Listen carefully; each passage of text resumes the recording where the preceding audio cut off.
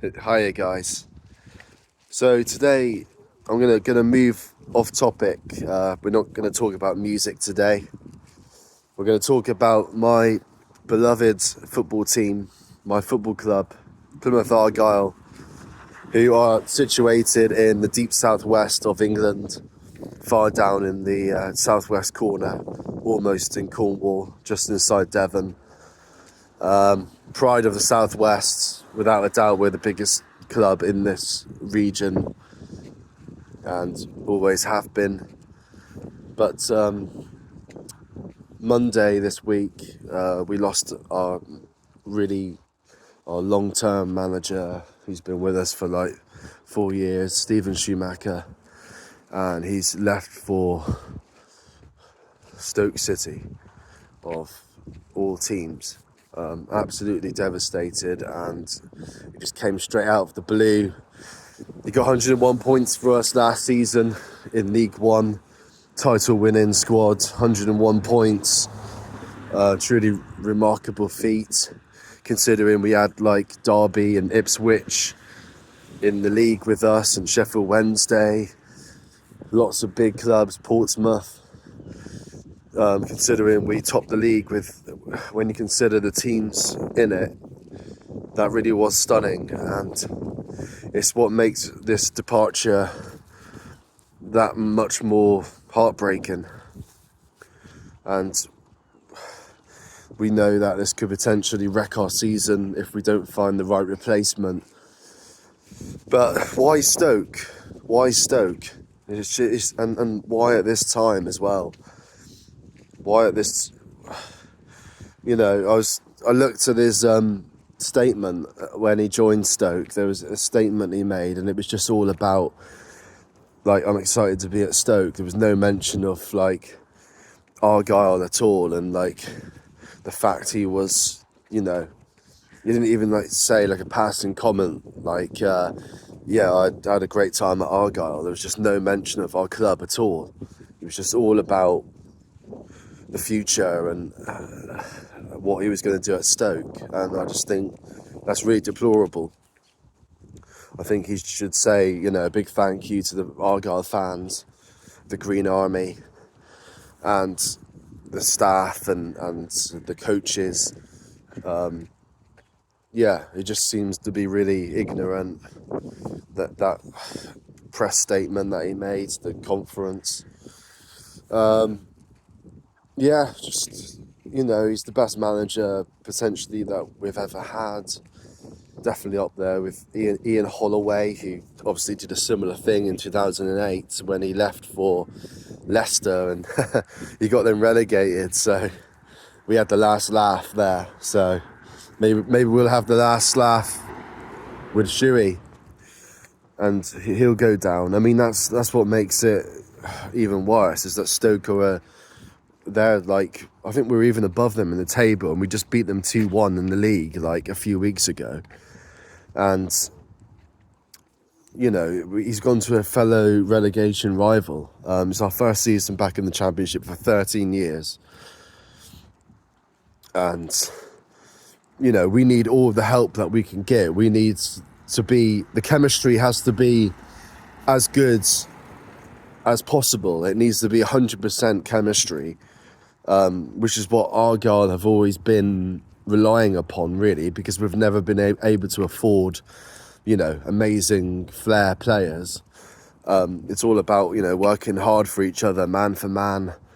It's always been about work ethic and grit and determination. But plucky Plymouth is what we've been known for throughout the history. Certainly since I've been supporting the club since 2004, 2003, 2004. So when I started supporting Argyle. And so that's what I mean. It's devastating how we need the strongest chemistry possible, and this departure halfway through, not even halfway through the season,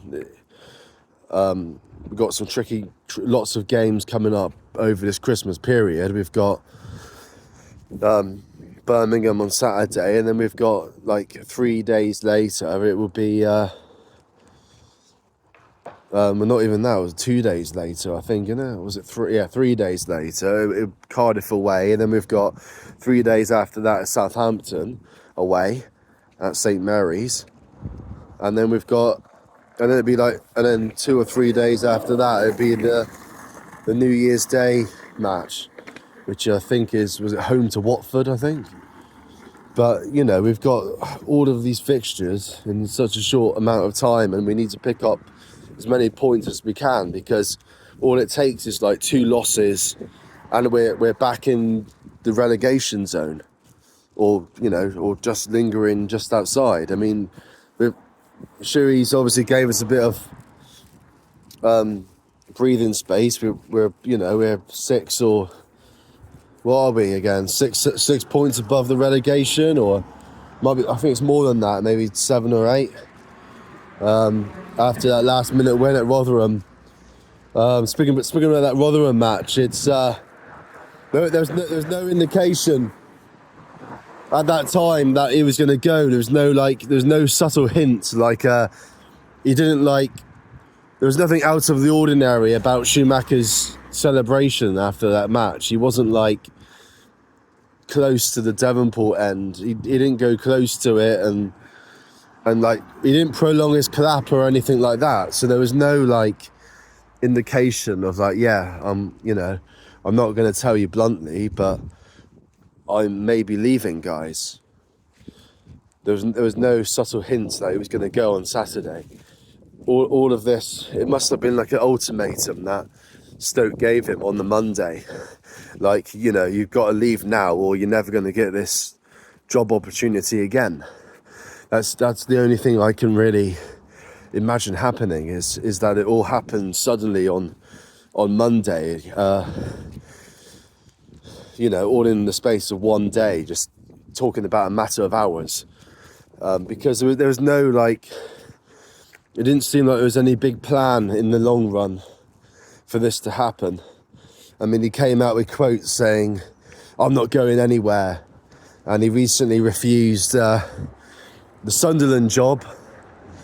He's turned down a few clubs.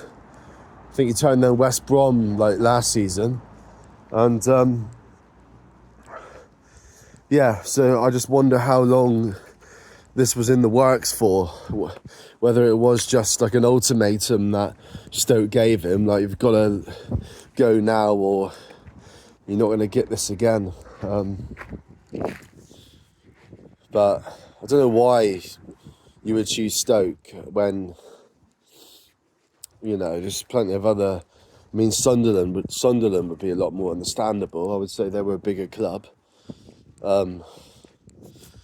Just Stoke are just one of these teams that are destined to stay in the Championship. I can't imagine them going up again. I just think they've had their time with Peter Crouch and all of those players, and that I don't think they'll get there again. I think they'll become like a Preston, where they kind of just they're doomed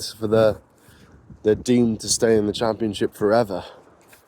But what I will say is that when we play Stoke again, and when we play them at the Britannia next season and stuff, which is Stoke's ground, I don't think we should boo him. I think what he did for this club was incredible. The 101 points, all those memories that he made, certainly did his best for the club. So I wouldn't go hating on him, even though some people definitely will, because it's always divided when a manager leaves the club. It's just so disappointing, and especially since he was a guy who seemed to have a great rapport with the fans. He seemed to be one of us.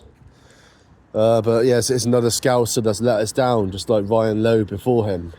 Something about that part of the country, I think, just seems to be a bit sneaky. All seems to be a bit sly and sneaky up there. So I think, what we should do really is get someone more local, really, innit? Someone who actually has some affection for this part of the country. Doesn't have to be a Plymouth Janner. It could be, Cornishman or someone from North Devon or Somerset, Dorset, anything like that. As long as they're southwest, then I think they'd have more of a heart for the team and therefore more likely to stay. But yeah, that's enough of that. Also, stop this Super League as well. We need to stop this European Super League from being formed. And I propose that I think we should get all 92 league clubs on one match day, one weekend match day, every game on a Saturday around the country. Everyone should do a walkout on the 75th, 80th minute, something like that, for instance. And I think every ground in the country should just start walking out in a protest, and because it needs to be something drastic like that to grab the attention of the FA and UEFA and FIFA. The only way we're going to challenge those guys is by fans actually boycotting games. And I know it's really hard to do because football is so ingrained in the English culture, the British culture. It's so ingrained in us to keep on going to these matches and supporting the team. But the only way we're going to carry on supporting our teams is by, we're going to have to do something drastic like boycotting a game or two, or do the walkout. Like I said, 75th minute, so you can still catch most of the match. But there needs to be a walkout or something, because the fans need to really have the power to stand up to these crooks at FIFA and UEFA, whoever you are. You're wrong. FIFA, UEFA, whoever you are, you're wrong. It's so wrong. I went into Ian Holloway mode there. But he's right. I mean, they are wrong. They are wrong. Absolutely, 100%. Those guys are crooks. They are corrupt. Absolutely. We've got so much corruption as well. We don't need a sport to be infected by it as well. So yeah, there's my 2 cents, guys. Just thought I would literally throw my hat into the ring. So take care, guys. A bit off topic today, but hope you appreciate me talking about my football club, and I'm sure you've learned something new about me. I don't think some people might not know I'm a Plymouth Argyle fan running this channel. But yeah, I'm just saying it how it is, and we're absolutely gutted, and we just hope that this season won't be ruined because of it. We hope we can get a replacement that knows what they're doing, and all we want to do really is just to stay up. That's all we're asking for in our first season back for 13 years. We just want to stay up, whether it be 21st place or 16th, 10th place. We don't care. We just need to stay up. Keep it green. Keep shoegazing. Peace out.